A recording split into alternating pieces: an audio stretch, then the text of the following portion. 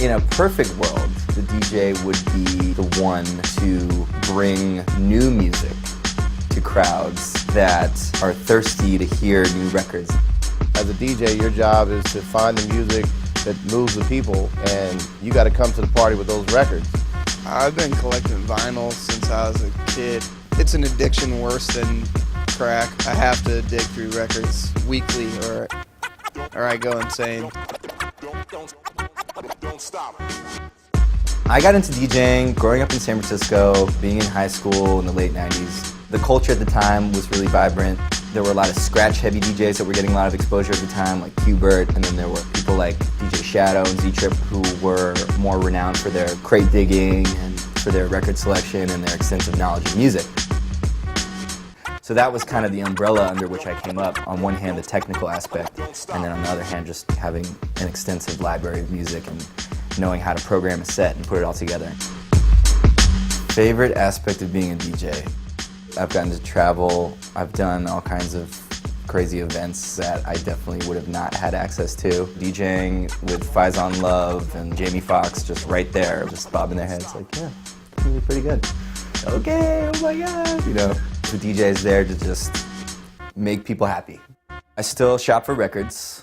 I like going to the used bins first because a lot of times people, they make mistakes when they're pricing stuff.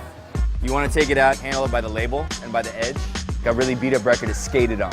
Like it looks like somebody came through with a pair of ice skates. And then obviously if you buy a sealed record that's unopened, you know it's going to be in mint condition.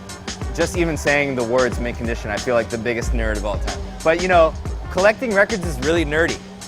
Like, it's not cool. And my tastes are really weird. I like late 70s jazz fusion. You go talk to a bunch of other DJs, they're not gonna like that stuff.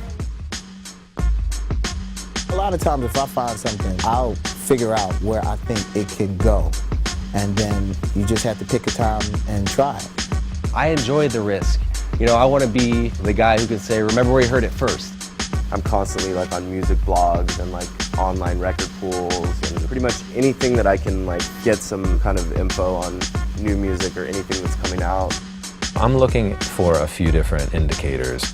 The artist's history, other musicians that might be involved in a project. Also, if I just hear about something, it could be any little impression. And that's what fans do. Most of the stuff that I find through other DJs. It's like a really big network and a community that people just share. We're part of a community, even here in Los Angeles.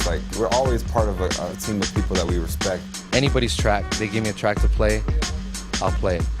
Pretty much anytime I feel overwhelmed by all the technology or all the e-digging or all the blogs and all that stuff, I just go back to records. Because I think that in order to stay relevant and on top of the culture, you have to do a little bit of everything.